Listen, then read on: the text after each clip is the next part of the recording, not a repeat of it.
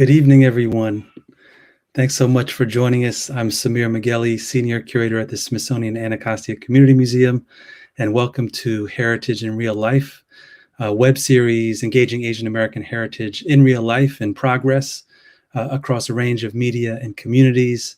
This program is co-produced by the Association for Asian American Studies and the Smithsonian Asian Pacific American Center, the Anacostia Community Museum, the Center for Folklife and Cultural Heritage, and the National Museum of American History. And it's supported by the Asian Pacific American Initiatives Pool, which are federal funds administered by the Smithsonian Asian Pacific American Center. I should mention that captioning is available in the link in the comments. And today our program is Chinatown and Chocolate City, the Past and Future of a Changing Neighborhood, which explores the history and evolution of the historic Chinese American neighborhood of the nation's capital.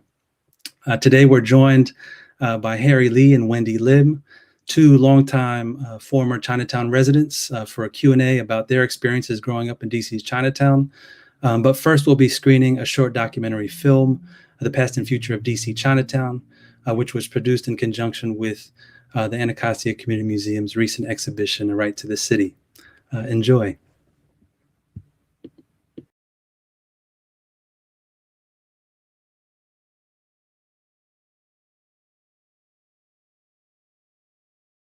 I grew up in Chinatown all my life. When I was growing up, everything was affordable, everything was available, the community were close, and everybody knew each other. 大家有20个青年，大家一起打volleyball。1936就1937。I grew up in Chinatown, 506 I Street, Northwest. My father would wake me up Sunday, and we would go there and get breakfast together. Every Sunday, my father would put on his hat, a suit, a tie, white shirt, all dressed up, and he would come into Chinatown. And people used to always come to Chinatown to go to Miwa Long and Sui Sang Lung, because that was the only place you could buy duck or pig or chicken. Chinatown at that time was my whole world. We actually went to Calvary Baptist Church. We had all social events at Chinese Community Church on 11th Street. It's not as busy like it is today. There were a lot of row houses. There were families with children. I recall as a child, I enjoy hearing fireworks, especially coming into Chinatown and see the dragon dance, lion dance. Chinatown is very important to me. I see it as a sense of pride, not just of, we're connected there, but of our heritage. However, we fit into the American landscape. Chinatown was from 5th Street all the way up to 8th Street. And then there were some miscellaneous shops on 9th Street, some on 6th and G. There was a couple of little restaurants. And I know my dad would visit a friend from the village that ran that place, and he would sit down and have coffee. And I would have a soda. Good old True-Aid back in those days, orange True-Aid. My grandfather, on my father's side, came to the United States in the early 1900s. And came through San Francisco and found himself in Washington, D.C. He was a very active part of the Chinese community. As president of Onleung, he was also the person who dealt with the district government, the mayor, also the chief of police. He had an unofficial title of mayor of Chinatown. My grandmother, Gong Shi Moy, lived in Chinatown in 1946 at 816 6th Street. And they lived there for a couple of years and then moved a few doors down to 820 6th Street. At that time, my grandfather, Moy, had a restaurant, Yet Jiu or Yet Chow. And my Uncle Robert and his partners had a restaurant on New York Avenue called the Nanking Restaurant. Well, my recollection of my earliest years was in our small laundry on Pennsylvania Avenue. 2423 Pennsylvania Avenue was the first little hand laundry that my dad operated. For those who know about Washington, D.C., in the summer, it's hot and it's humid. And if you're wearing cotton material, shirts, sheets, whatever it is, they need to be laundered.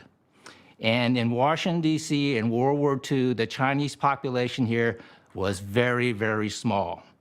And that was one of the reasons my father, my uncle, and cousins left the New England area. They all had, they're Chinese.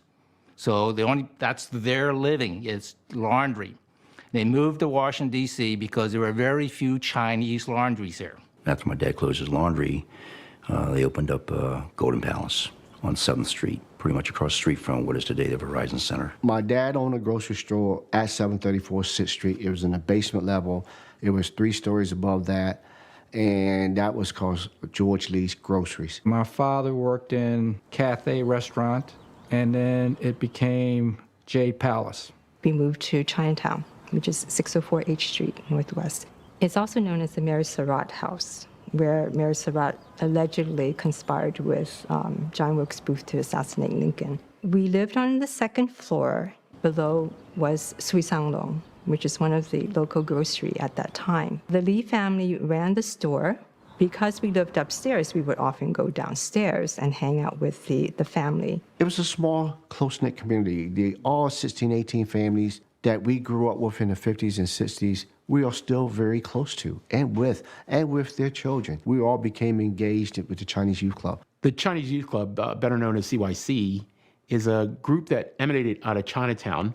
It was actually founded in 1939 by one of my early coaches' father. So one of my early coaches is Guey-Lee. His father, Art Ping Lee, is probably the last remaining original founder of the club. In 1937, 1938, and we get together, the young men, and we to try to make the CYC Association. In 1972, we were in Boston, and we took our first national championship. Until that time, we've always heard, through our fathers, Washington, D.C. has never won. So, we're looking to you guys to do something in that area.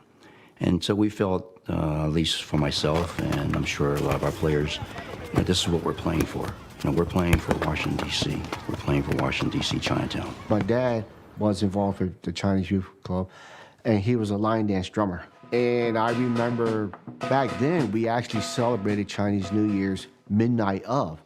So my house is right in the middle of the Chinatown commercial area.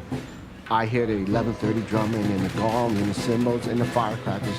Back then, we were allowed to shoot firecrackers and really have a cultural celebration. We were growing up, there were a lot of associations, and they were built because there was a sense of belonging for the Lees, the Chins, the Moys. When you have a surname of Moy, you have these kinfolks who are, and we're not all exactly blood related, but we're all part of a clan. And the clan stuck together for economical reasons, safety reasons, and more importantly, that's how they sent the money back to the family. There was a mechanism to send U.S. dollars back to the village. They had their own banking system, The banking system were hard to get loans from banks.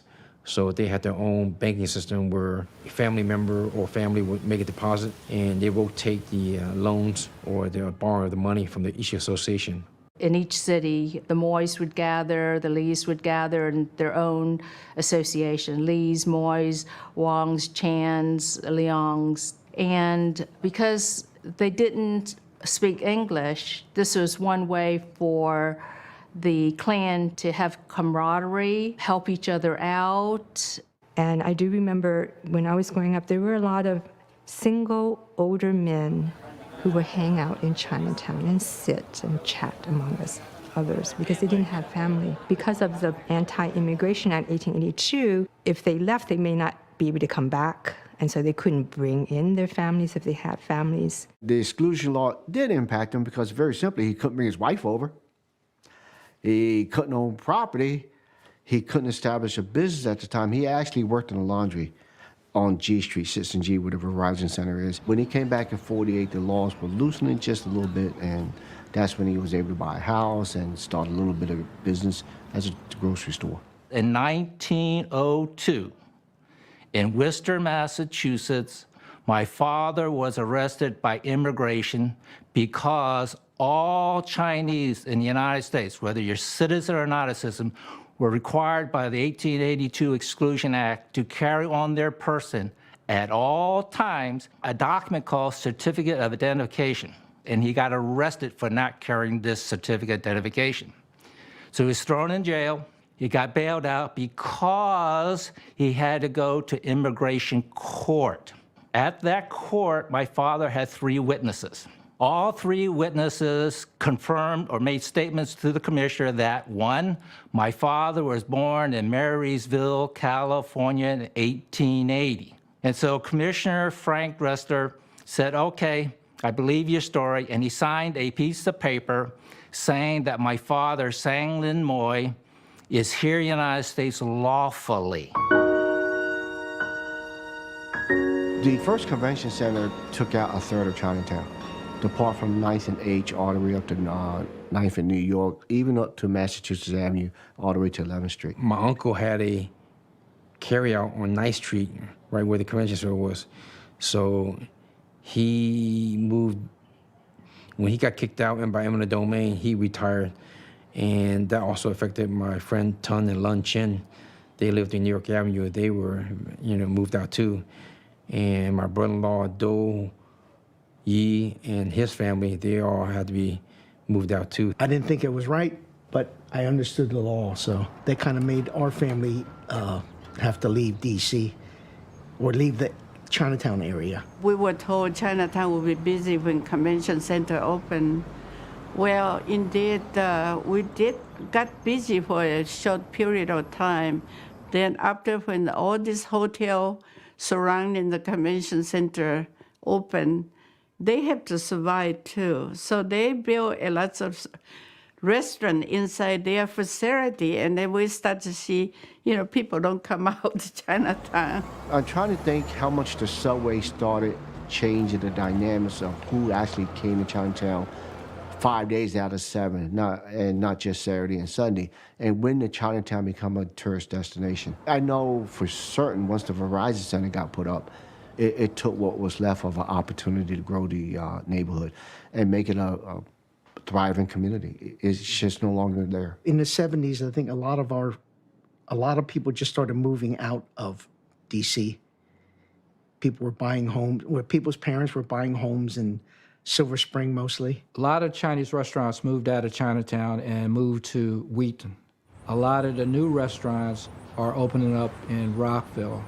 And that's where I think they have to be now because there's no place else they can have it except out in Montgomery County. 我们搬到马里兰之后，还在 DC 开店，那是后来就，因为那些楼房一直在收啊，那些大财团一直在收购啊，所以你不知道哪一天就收到了，那就会受影响了，那就找一个稳定一点的啦。这里很好啊，你看 DC 来也很方便，马里兰。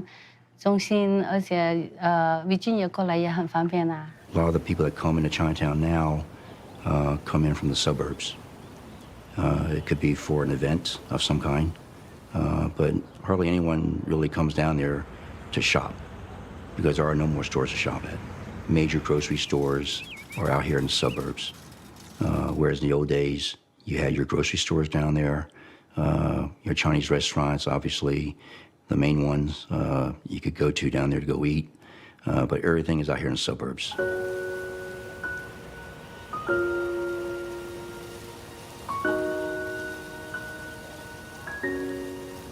Five of us spent our own money, take a train from New York City to Washington, Chinatown, 1971.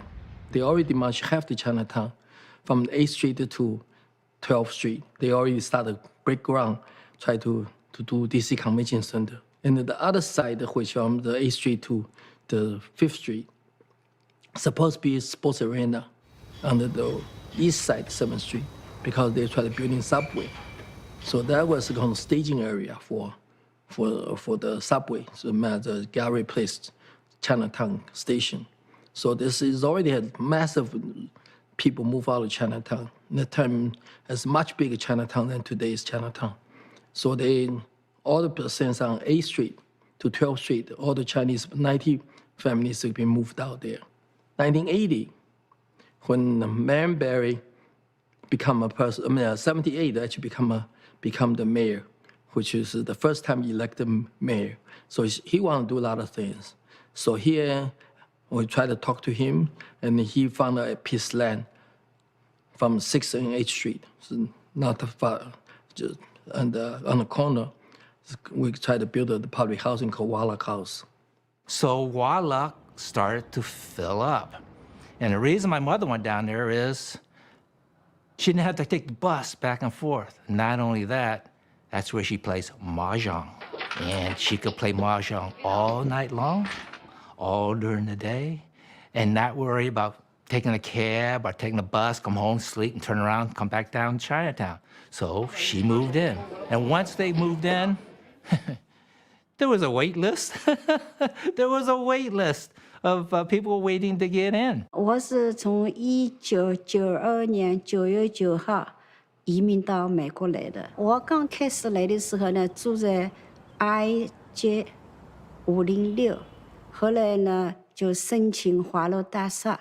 那我经过5年的时间，我才搬到华楼的。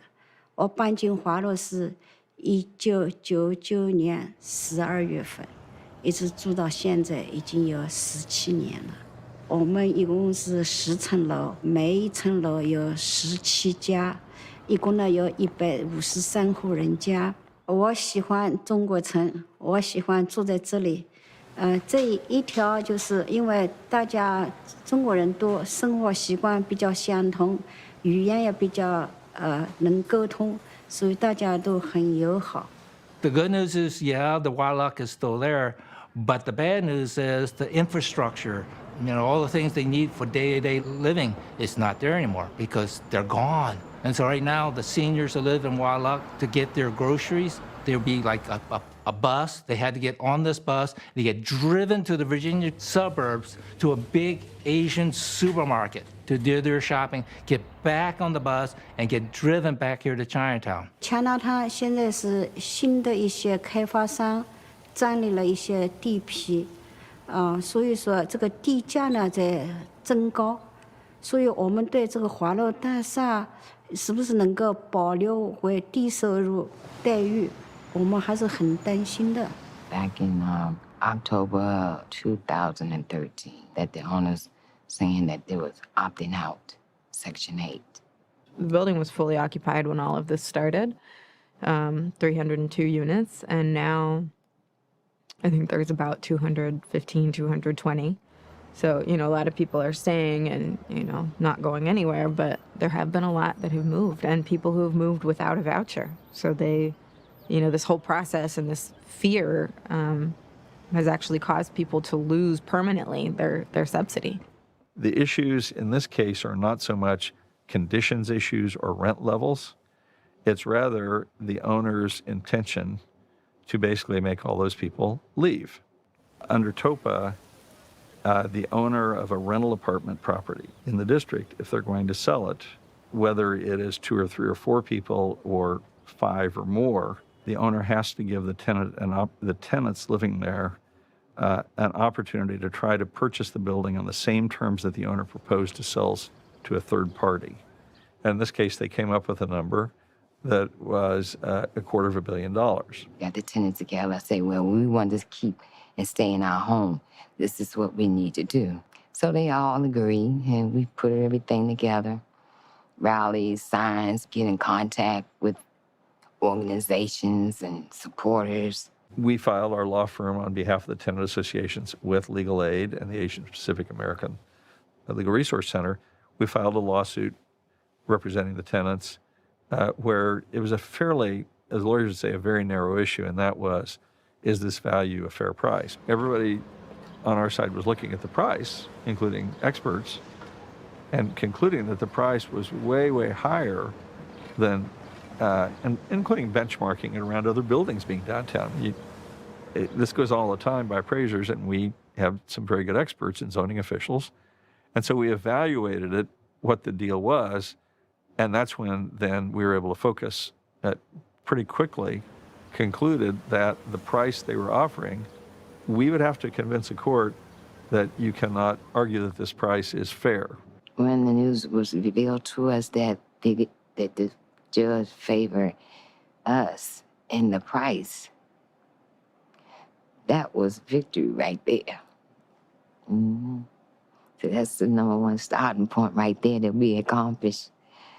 And we just kept keeping the faith. Mm-hmm. So the second one, it was even better. Still favoring us. God is good. We just kept the faith, kept praying, and we're going to continue fighting.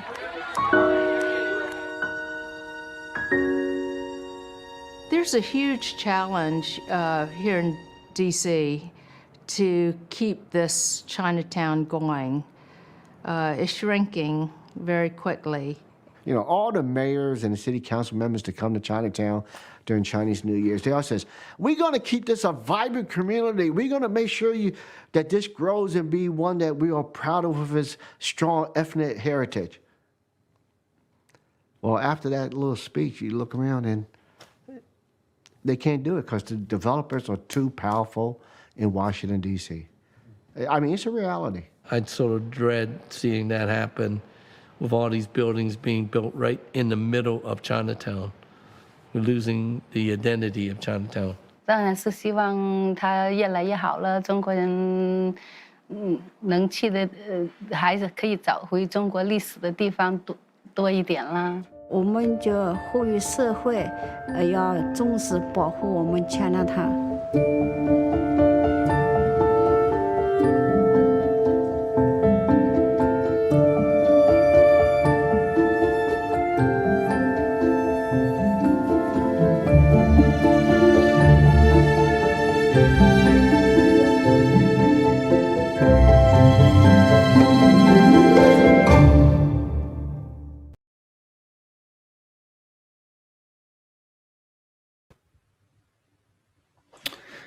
Hello again. So now we'll have a special opportunity to have a Q&A with our guests this evening, Harry Lee and Wendy Lim. But first we'll be watching brief excerpts from walking tours that they recorded recently showing significant sites in the neighborhood to them personally. So first we'll have Harry Lee, his walking tour, and Harry's a native Washingtonian, a longtime Chinatown resident until he got married in 1976 and moved away. He attended schools in D.C. and graduated from the University of Maryland in 1972. His involvement with the Chinatown community really revolved around the Calvary Baptist Church, Chinese Community Church, the Chinese Youth Club, and their programs, and all of his childhood friends in the neighborhood with whom he grew up, and to this day, who still remain his closest friends. His early work involved doing dishes and kitchen help in various Chinese restaurants, as a Safeway cashier, local newspaper routes, until he found a steady source of income with the federal government until through to his retirement. So here is Harry Lee's brief walking tour, or an excerpt from it. I grew up in a house next to 736. The townhouse that I grew up in was about 14 and a half feet wide. It was a very narrow building, 3 levels up, 1 level down in the basement. This is one of the central hubs where a lot of neighborhood kids would come and shoot the breeze because we had 4 boys. It was just a gathering spot. I would tell you, everyone in Chinatown growing up passed through this house. When my parents first moved here, the basement was a grocery store. When they first came to the country in 48, they were in the laundry business. They saw that the groceries were more of an income-producing opportunity. So it was a real small mom and pop, limited inventory, limited supplies, but easy to manage because you don't have to commute. You just go downstairs and open the doors, and that was one of 2 grocery stores at the time that sold the American stuff. And that's where my parents got their start as an entrepreneur. So please welcome Harry Lee. Hello. Thanks for joining us. And next we have Wendy Lim. Wendy grew up in Chinatown in the 1960s and remained connected to the community through her high school years. Her involvement in various art forms, she said, has led to some interesting opportunities and projects. For example, she was a producer on Gold Mountain Radio on WPFW 89.3 FM. She coordinated the first Asian American Film Festival in DC in 1982. She was a founder of the Asian American Arts and Media Incorporated, curated the DC Chinatown exhibition that was on view in 1991 at DC Public Library's main branch, the Martin Luther King Jr. Memorial Library. And she co-chaired the Smithsonian APA Heritage Committee for 2 years. And she retired from the Smithsonian after many years helping to promote its programs and exhibitions to audiences worldwide. So here is Wendy's walking tour. I used to live in this building, 604 H Street. It was later known as the Mary Surratt House. Now, I lived on the second floor. It had its advantage. Like during Chinese New Year on the second floor, you can look out into the street. You can see the crowds. You can see the families. You can see the lion dancing down the street. And then I would hear the cymbals, and I just love the rhythmic beating of the drum. It just gets me every time I hear it. And I would hang out in Suisangwon, which is the grocery at the time, on the lower level. And it was like extended family. The Lee family owned the store, and their kids worked in the store. We would pair up with the sisters and make it into a race. So we would decide which side of the room we were going to stock, make our list, run to the room in the back, get everything that we needed and rush back out, and we would see who would be first to finish restocking the shelves, and we would just end up laughing during the whole time. So please welcome Wendy Lim. Thank you for joining us. Hello again. Great. So now we have an opportunity to have a conversation with Harry and Wendy. So please feel free to chime in with comments and questions in the comment box. But first, I'll start. So Harry and Wendy, I'm just wondering, you both have lived outside of DC's Chinatown for many years now, but I'm wondering, can you tell us a little bit about the ways that you've cultivated and kept connected to the neighborhood? And maybe we can start with you, Harry. Sure. Obviously, my connection to Chinatown has been through the Chinese Youth Club and all of its programs. We still do the traditional lion dance. We come down at Chinese New Year's, double 10 celebrations, special events like weddings or grand openings. Our volleyball program, which emanated from the parking lot of 6 and H with Wild Luck stands, was where we first practiced. And since then, as our club grew, we moved our practices out to the suburbs. My parents, when they were alive up to 1996, still had their house in Chinatown. We all worked in the federal government, mainly agencies in the Southwest Corridor. So passing through Chinatown almost every weekday, stop by, check on my parents, check on their mail, make sure they pay the bills, grab free food when it's cooked, and then head on back home. You mentioned in the documentary that your father played the drums for the Chinese Youth Club, and I'm just wondering, what has the Chinese Youth Club meant to you, and why have you remained so involved and committed over these many years? Well, partially because my father was involved. It's always great to follow in your parents' footsteps and pick up some of the cultural things that he passed on to his 4 sons. Obviously, as the drummer, I got a little bit interested in it, but I didn't have his rhythm. So I migrated to being the tail of a lion and the cymbal player. I kept it simple. Thanks, Harry. And Wendy, I'm wondering, as you mentioned in the bio that you shared, you remained involved in the neighborhood or in the neighborhood up until the end of middle school, but you had these really important projects that you undertook to document the neighborhood history and help organize the first Asian American Film Festival in DC. So I'm wondering if you can talk about how those kinds of projects and opportunities allowed you to maintain a connection to Chinatown even after moving away.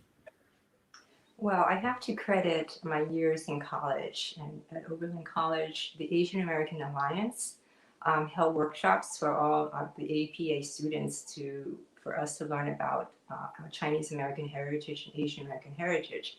And there, through reading various books on Chinatowns, there's a whole lot of information on San Francisco and New York. And I was wondering, what happened to Washington, D.C.? It might be just a paragraph or two. So when I came back home, I had wanted to be more involved in the Asian American community. And through the grapevine, I heard that there was a Gold Mountain radio show on PFW that they were looking for volunteers. And so I volunteered, and from there, we received, I guess, contact from New York City Asian Cinevision that they were holding an Asian American International Film Festival, and they wanted to know whether DC wanted to participate in the tour. And we said, sure, you're not knowing how to coordinate, a film festival. But we did. And a couple of years later, a group of us wanted to continue to present the AA Film Festival. And in order to do so, we needed to be a nonprofit organization so that we could apply for grants and also be sponsors of other APA programs or projects.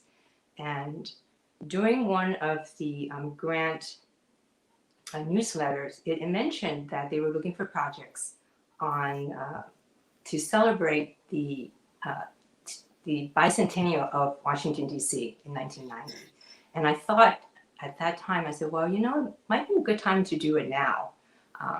Since we have the Asian American Arts and Media Inc., we do have the, I guess, the nonprofit group to sponsor it. And so I submitted a grant for the project. It was funded, and then what happened was around that time, about the middle of the project, I started to work at the Smithsonian. So all of this was done after work on the weekends. And because I grew up in Chinatown, I did know a lot of the people there and some of the organizations. And what I wanted to show in this project was that I wanted to show people that the Chinese community was more than the annual Chinese New Year's parade. There was a community, they had civic organizations, they have athletic organizations. I wanted to show that we were multidimensional and they were very diverse. So as part of the project, in addition to finding photographs, and that's what we decided to do because we had a 1-year time frame, and we thought that was the quickest way to be able to cover the years that we wanted, which was prior to 1930, about 1850 to 1990. So we included as many photographs, well, not as many, we included 100 photographs. And part of that was showing the different community activities, as well as we included a section on the children in the Chinese community to see what their future was or what they thought the future was Chinatown. So they created drawings. And then we also included a photo competition with high school art students in the area. And so we had one of the scholar committee members was a judge, and we selected 3 photos and we gave out savings bond as a prize. And we also interviewed various people from the community to have community voices.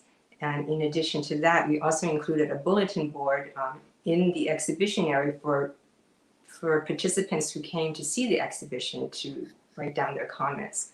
So I have kind of remained involved in the community, but maybe not directly because I wasn't living there. But I think a lot of the projects that I became involved with, there is a certain awareness of promoting the Chinese community and the diversity within that community. Thanks, Wendy.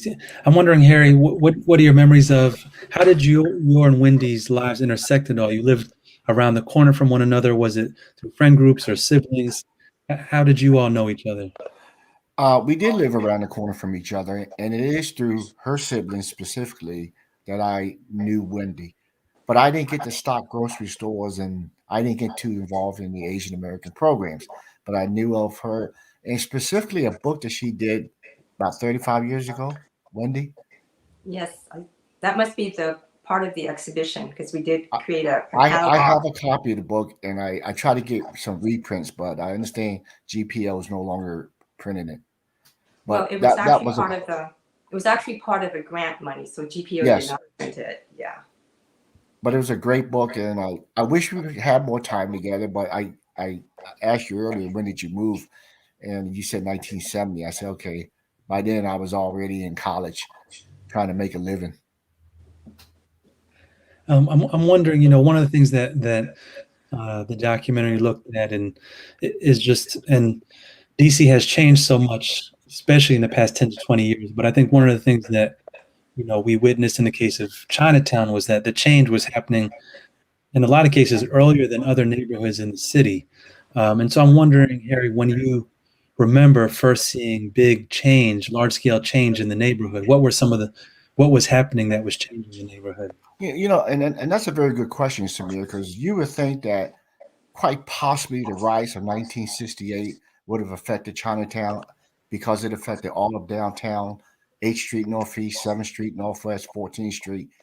But that really didn't cause a great change or migration to the suburbs. I think more so the families grew up, they wanted a little space. A lot of my friends got married when they were 22, 23, 24 years old, and there was no place for them to live other than their parents' house, and they just started moving out to Silver Spring, Rockville, just to get an apartment or something as a new married couple. I don't think the convention center did. I don't think the metro caused as much because it just reached the tip of Chinatown at the time.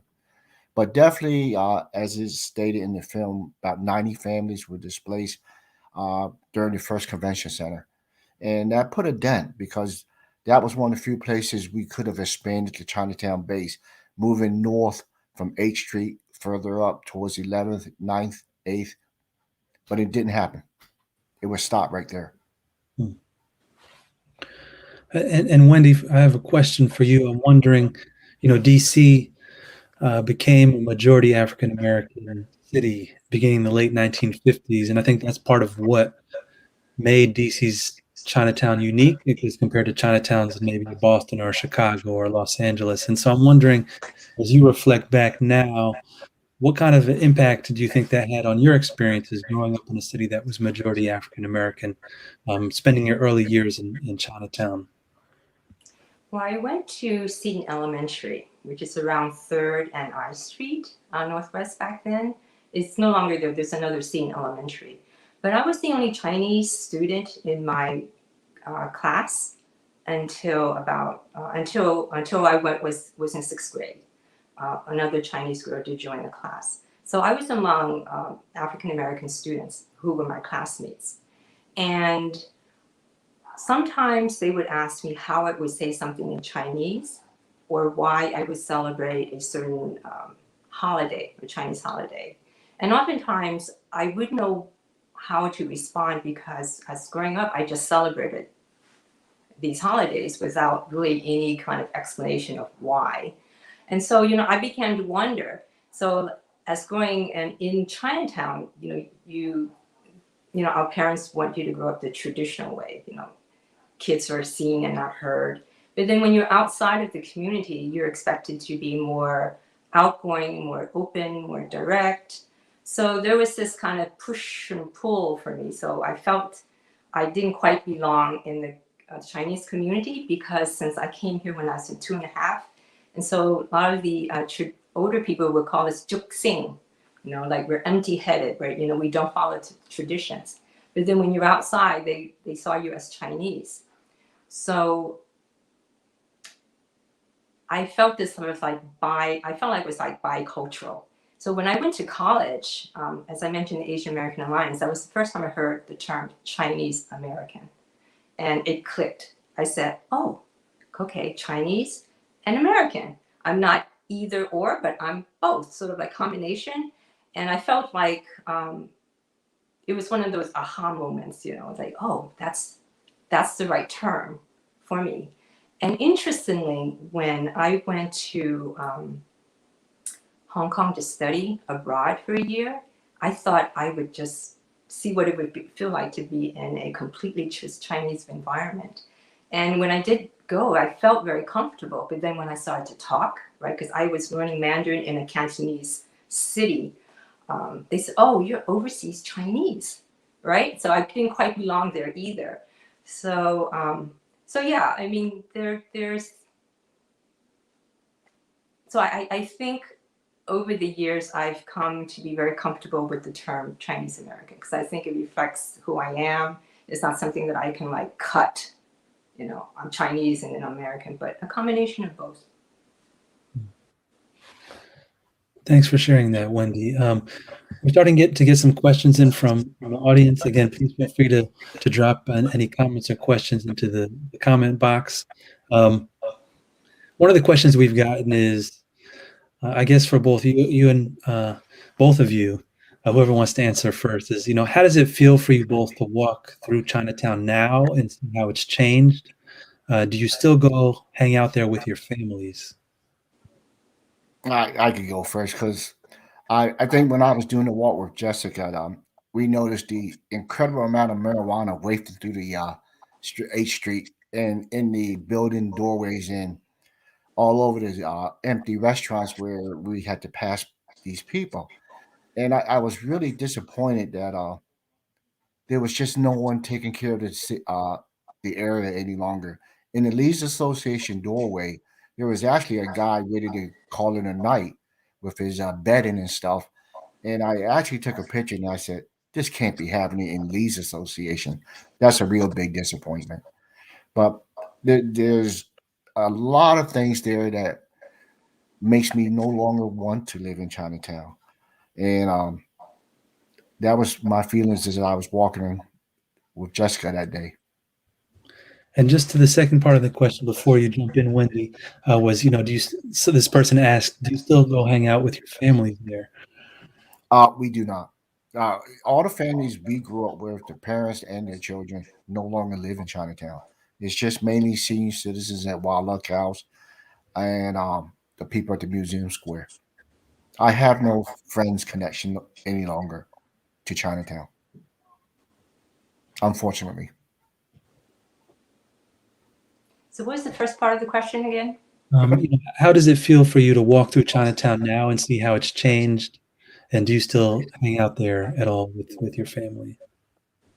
Well, it definitely is not a community anymore because it's so busy. I mean, there's this bus line that runs right through 8th Street that brings all the traffic. And then, of course, at the corner, you have the Gallery Place Chinatown metro station. So definitely and there's no infrastructure to support a community. So it's more like a business district because there's a lot of businesses. But I have not really hang out in Chinatown anymore, but I have come when I come visit colleagues at maybe the Portrait Gallery or elsewhere, Smithsonian colleagues, we might have lunch. We go to Chinatown and we have eaten at several of the Chinese restaurants, and there are other Asian restaurants there. There's a Thai restaurant, there's a couple of Indian restaurants, and even a Japanese restaurant, within walking distance of Chinatown. So I do come down to visit periodically. I don't have any family or friends there anymore. There are also other activities like the 1882 Foundation on I Street that promote some Chinese American programming and oral history. So I've come down for their programming. So there are a couple of institutions that are still in Chinatown, like the Chinatown Cultural Center and the Chinese Community Church, which has moved to 5th Street because they used to be on L Street. So there are still some community organizations there. I'm not sure how long some of them may stay because of the real estate and people buying up the houses and turning the houses into businesses and restaurants where you really can't have a community if you don't have the people. Yeah, I'm wondering, whenever you share memories or stories of Chinatown with family members or friends, what are some of the strongest memories that you carry with you from your years living in the neighborhood, Harry or Wendy, or both of you? Well, for me, it's very simply as I walk through the Chinatown present and I look at the alleyways and the parks and the buildings that meant something to me 50 years ago, they no longer have that pull. And unfortunately, I was hoping to see something of growth that will help build a community, like some more residences for senior citizens or regular affordable housing. It's just not there. All the new developments for apartments or condos are incredibly high price, and not for the average citizen or a person considering moving into the Washington, D.C. area. It's just not affordable.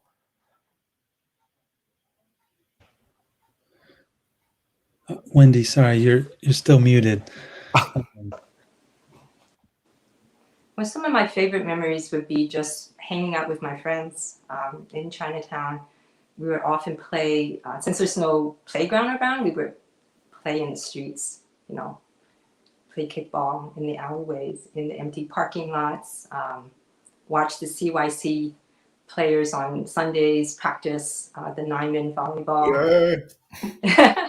which both my brothers were part of CYC.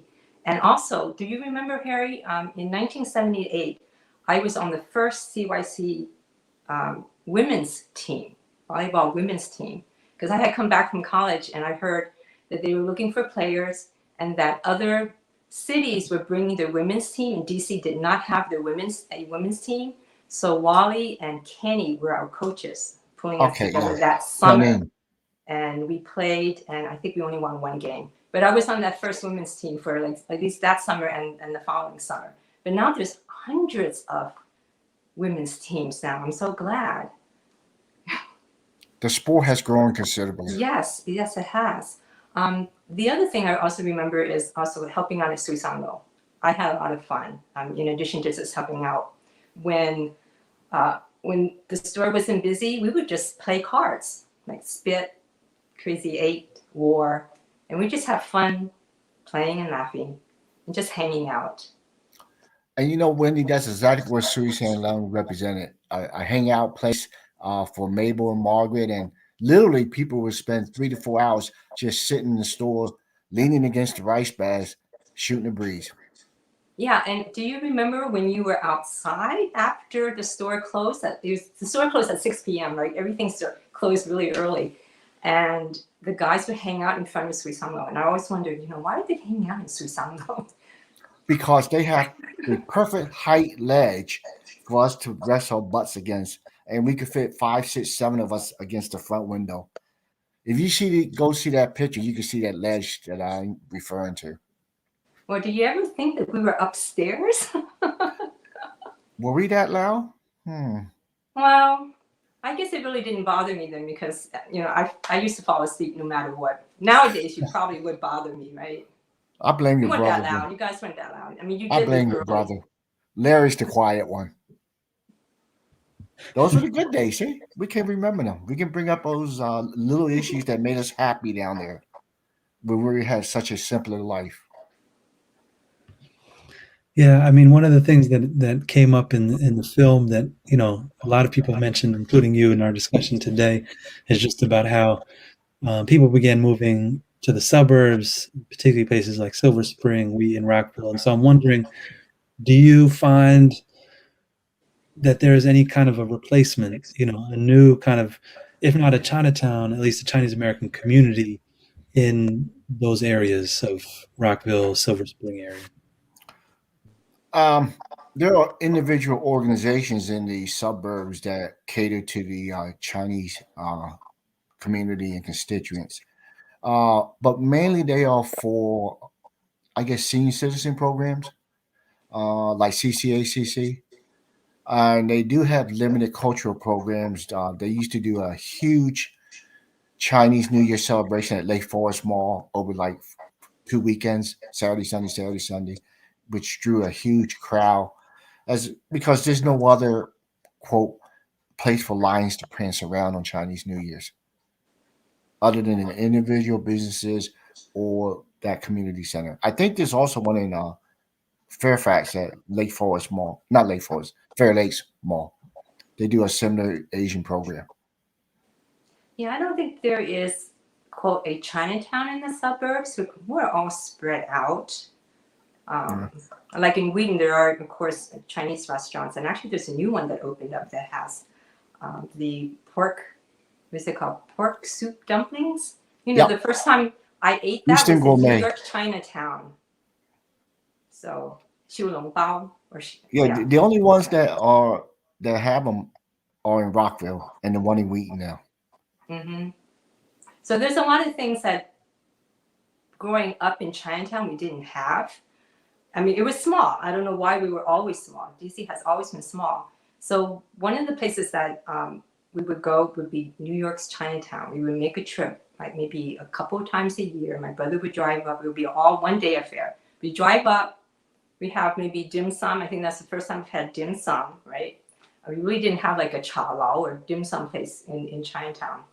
And we would go, my mom would go to this one store I remember that had all these selections of Chinese dry shrimp in all sizes and dry mushrooms in all sizes. And she would just stock up and buy all sorts of stuff. And we would go to like a bakery and buy things. And one of my favorites is cream bun, 奶油包, which I just love. I mean, those are things that we didn't have in Chinatown. We had to go to New York's Chinatown, which is, I guess, more of what we consider a Chinatown then. Well, see, Wendy, you don't have to drive as far now. You can go to Philadelphia. They have a fairly good-sized Chinatown. I think we had like relatives in New York, so probably it was a double kind of thing. Visit them and visit Chinatown. But that was the only thing I knew about is New York's Chinatown. I didn't go beyond that, so it was later that I found that there was, stores beyond Chinatown. Well, since we're talking about food, we've gotten some more questions in, and one of them is, what were your favorite DC Chinatown snacks? Where would you get them? Oh. We could probably answer if you didn't say DC. Did you say Chinatown snack? We used to eat dry squid. You remember that, Harry? I don't know if you Yes, I do. Dry squid and pickled onions that we would maybe get from the store. Sometimes we would take something from the store and we'd open up and pickle onions. Slim Jims. Slim Jims? Yeah, Slim Jims. Well, they sell, well, maybe around the corner. Okay, that's a Chinatown snack. What about shrimp chips? Oh yeah, shrimp chips. In the bags. Watermelon seeds, salted plums. Those are great. Footballs. Oh, the footballs are like those olives, they in the shape of footballs, so we call them footballs. And we just eat the stuff off the seed. Champay moi. Yeah. Okay. And where were you getting those? Was that just Sui Sang Lung and Mi Wa Lung, or where could you get those? Yeah, at the time, those stores had them. Yeah. Yeah. I think Dawa had them too. There was a bigger grocery store in the mid-70s to probably early 90s. They came later. Much later. And I think they left. I think they also left before the other two closed. Yep. No business. So we still have a stream of questions coming in.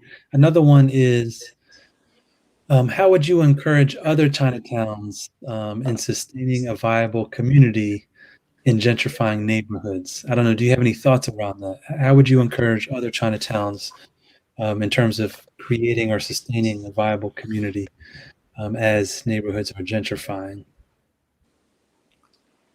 Well, I think we probably need more activist groups because I understand, like Philadelphia, they did have a number of activist groups who pushed back on development. And like even in Chinatown, there was like the Chinese Community Church and other groups. We did push back against the convention center because originally it was going to come to 7th Street. And with the protests and all of that, we were able to push it back to 9th Street. Otherwise, Chinatown would have really been decimated. But I don't think we have the activist group in DC to kind of, not as many as in New York's Chinatown or San Francisco or Philly or some of the other. Yeah, the group you're referring to in Philadelphia is PCDC, and they have a very powerful political and funding clout. And they stopped quite a few large projects that would have infringed on the Chinatown, including a prison right on 8th and Race Street, which is 1 block from the southern part of Chinatown, Philadelphia. And they were able to acquire property on the other side of Vine Street, the road that bisected Philadelphia's Chinatown. And that's where the expansion is in Philadelphia's Chinatown. So, yes, it helps to have political clout. It helps to have funding. it helps to have a champion in the executive office to help push these through, to get it to the forefront. And I don't think we quite have that level of influence in DC. In fact, I'm pretty certain we don't. Another question that came in, which is more of a historical question. Someone has asked, what was your experience in DC in April 1968 when Martin Luther King was assassinated? Do you have memories of that? I do. I have plenty of memories. Well, in part because I was in the film in Chinatown's Eyes, which directly addressed the issue of Chinese people during the MLK riots. Um, it was frightening. The fires and the smoke from 7th Street and 14th Street, both which are less than a mile from DC's Chinatown, was all over the area. They had tear gas from looters breaking into stores all over downtown, F Street, G Street, 9th Street. All the electronic goods stores and all the favorite liquor stores were looted, robbed, the windows broken and smashed. Um, it put some fear in us because we weren't sure what was going to happen to the Chinatown businesses. My dad just opened up a carryout on 10th and I 4 days before the King riots, and we weren't sure what to do. We were certain we weren't going to open, but we were worried about the place being looted, the windows being smashed, the opportunity for some moderate income to come their way. So they told us put a Soul Brother sign up, and by God, it worked. We checked it 5 days later, we were still intact. Very thankful for that advice. I do remember not so much the actual event of Martin Luther King being assassinated, but the aftermath. I was, I think, too young to understand a lot of what was happening, but I do remember looters coming down carrying all sorts of things because I was in Suisanlo. So you would see them carrying these like TVs going past the window, storefront. In school, I would see, I think there was a curfew because I saw tanks coming down the street, with soldiers, sitting at the top. So, so that is what I remember. And then I do remember a lot of the storefronts were looted, and those businesses never really came back after 68.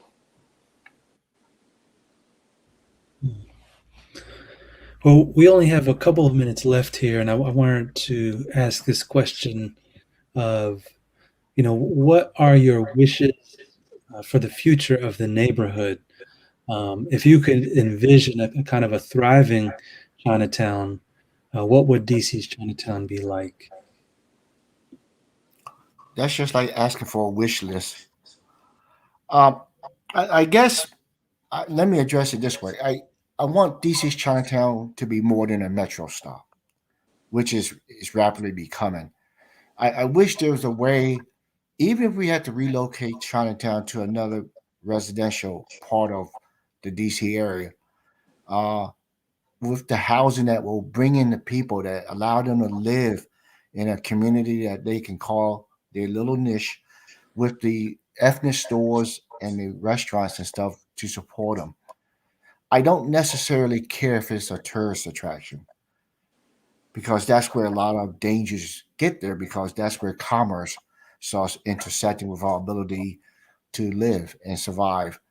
But if we can get started somewhere within a mile of its present location, away from the areas that are government and federal owned or taken over by huge developers with their projects, Chinatown can get started again just like it did about 90 years ago. It can move. Well, I have I guess a couple of different thoughts about Chinatown. Chinatown will always be there as long as the arch is there and the requirement that the businesses have to have Chinese characters, although there won't be community, right? You have to have community, the people there to make it a real Chinatown, but it'd be more like a business district. And there are some groups that are still there. And what I would like to see is if we're not able to, like Harry suggests, move it somewhere else, then maybe you can have to maintain what is there and maybe encourage other Chinese restaurants or other business or other Asian businesses to come in, rather than some of these large chains that we see that are not Chinese. It's not really related to the community. My other thought is that communities evolve, right? Chinatown originally, part of the reason we have Chinatowns is partly because of safety, partly because it's home to people who are recent immigrants, where they can speak the language. So I see it as evolving, that it's like a stepping stone, because our parents came here wanting better opportunity for us. And many had to do restaurant work or laundries because there's no other work for them. And since they worked really hard for us kids to do better. So many and want us to become professionals in other careers. So in that sense, you get this change, right? Because a lot of our kids may not want to carry on the family business because they have other interests, other purpose. So that's kind of two thoughts, right? One is it is a place of transition and that communities evolve, and it's okay if it not necessarily die, but gets smaller. And the other part, and if we are able to try to maintain it, we do need the infrastructure. You need to have a place for people to live in order to have a community. You can't just have businesses and call it Chinatown. Well, we're running past time, and I just want to say that, I can't thank you enough, Harry and Wendy, for being with us this evening and sharing your stories and experiences. Thank you all who have joined us for the conversation this evening. I'd encourage you to check out the Heritage in Real Life website to see recordings of the previous programs in the series. And if you're interested in learning more about the history of the neighborhood, you can also check out our Right to the City digital exhibit, which is online. And thank you all for joining us. Thanks to our sponsors. And thank you again, Harry and Wendy. Really appreciate it. Okay, thank you. Our pleasure. Have